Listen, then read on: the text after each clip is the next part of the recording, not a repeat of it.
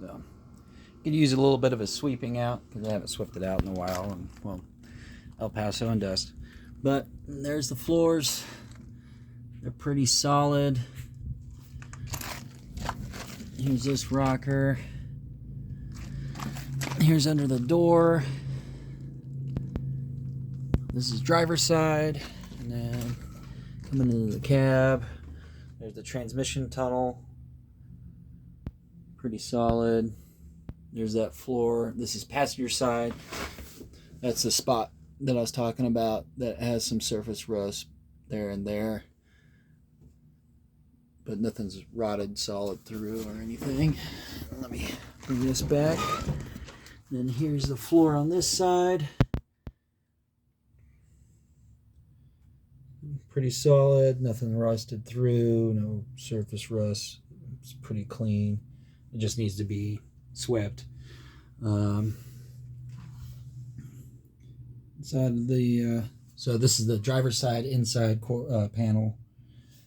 There's the mount. There's a little bit of rust on the mount. Nothing bad. It's pretty light.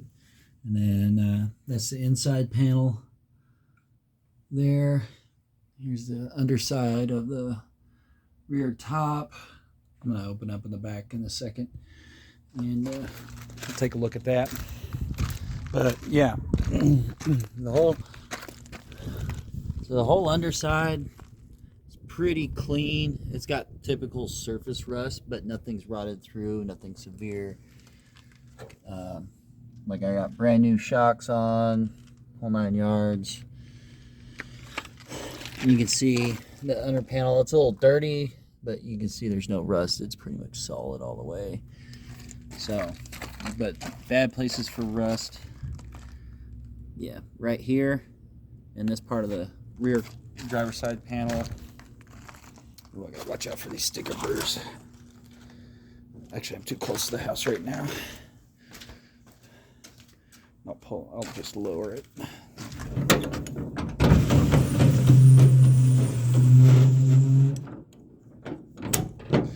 So here's the inside. It's pretty solid. Tailgate works just fine. It's just I'm super close to the house right now, so I can't open it all the way.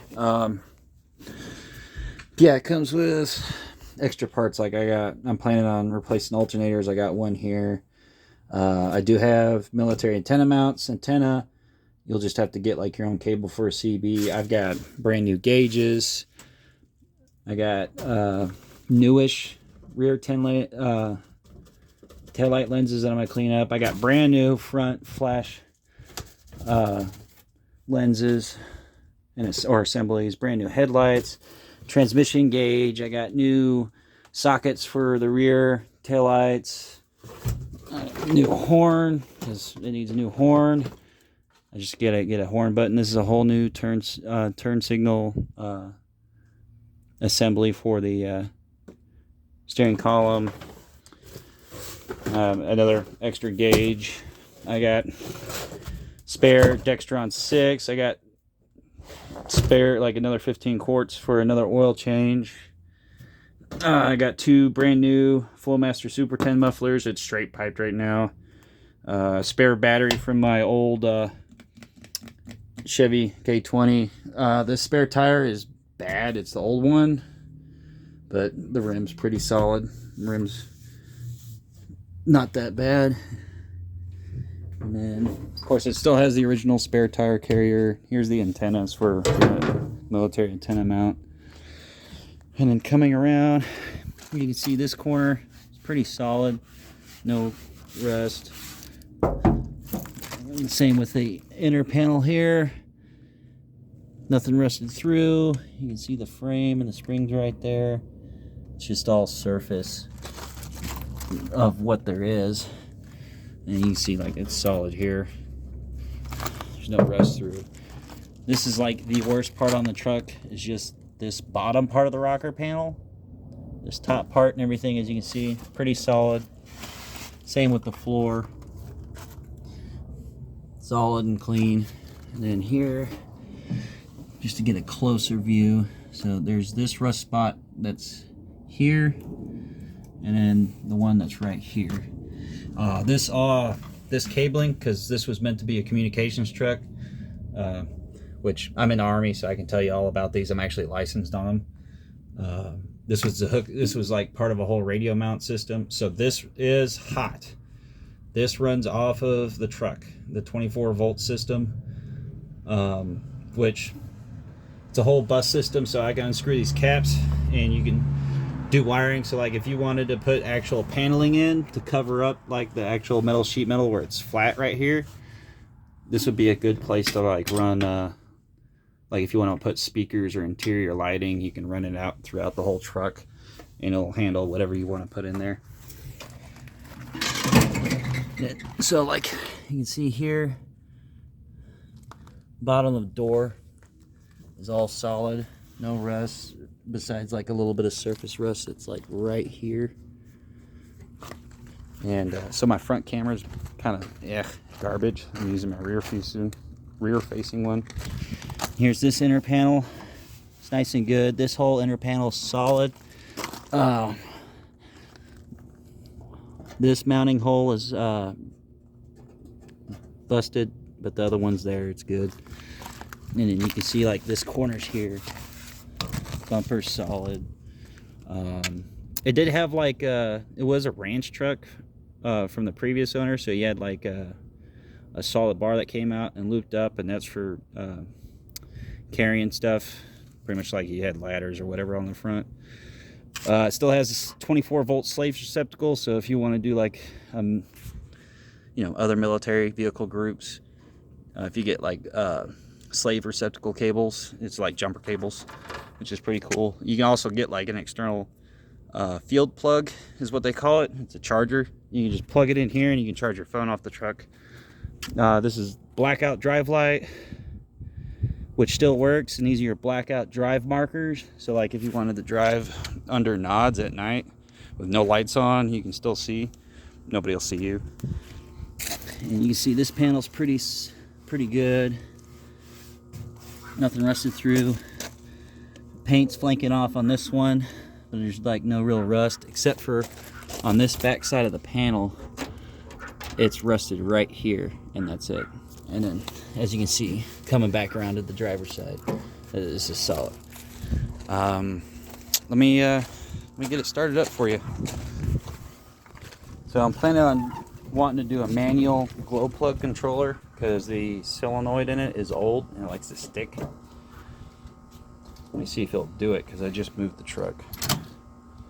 So there's the 24-volt right there, and then I'll start the truck, and then it'll stick. See, it pops up, and then the solenoid will kick on again. Maybe on a cold start it'll do it like 3 times, and then it'll go to normal. So I'm wanting to replace that glow plug solenoid. Other than that, it's got, let's see if I can get it facing right, 59,247 miles. Here's the blackout drive light, so you can turn that drive light on up front. This controls all the lights, so if this is set to off, even if you pull this out, use turn signals or brake or anything, nothing will come on. So essentially you have kill lights for if you want to get away from the cops. Service lights on. This turns on your normal lights. So you got this on, now your brake lights work, your turn signals work, and then you can pull this, get your regular headlights, and then brights work. So I would walk around and show you. I'll show you that all the lights are on, but I know it's kind of hard during the daylight to show brights will work by myself. And then you can hit it all off, everything's off, and then blackout turns on, and then all of the little marker squares in the bumpers are infrared lights. So if somebody's wearing nods, they can see the markers on each of the corner of the bumper. And then this, of course, turns your blackout drive light on. You'll flick it up, and it'll turn it on. And then you just flick it down, and it turns it off. And then service lights all off. So I'm going to turn the service lights on and turn all the lights on. And of course the horn doesn't work, which is why I got a new one. the switch in the steering wheel assembly is kind of worn. That's why I got a brand new one for it.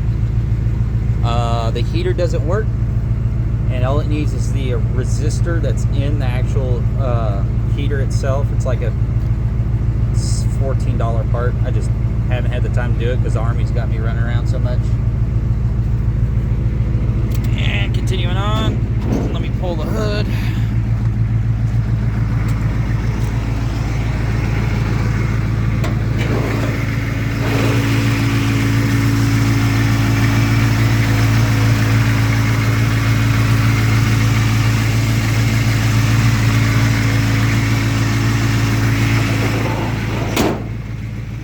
Yep, naturally aspirated 6.2 liter J-code Detroit diesel,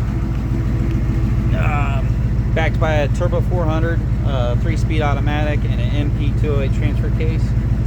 10 bolt front and rear axles with 308 gearing, so I can cruise at 70, 75 all day and get anywhere from, depending on how I drive, because you know it's a truck that sounds like a big block, 18 to 24 miles a gallon. Like if I'm cruising at 60, I can squeeze 24 miles a gallon, and with a 27-gallon tank, that's almost 700 miles before I've got to refuel.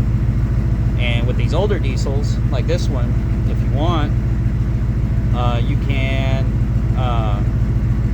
filter out, you can filter, let's say, used motor oil, filter that, run old gas through a water separator, ATF fluid, brake fluid, kerosene, and as long as you get the mixture kind of like in the consistency of diesel, it'll run off of it like no problem. Like I typically, actually it's about time now because my next oil change is in about 2,500 miles.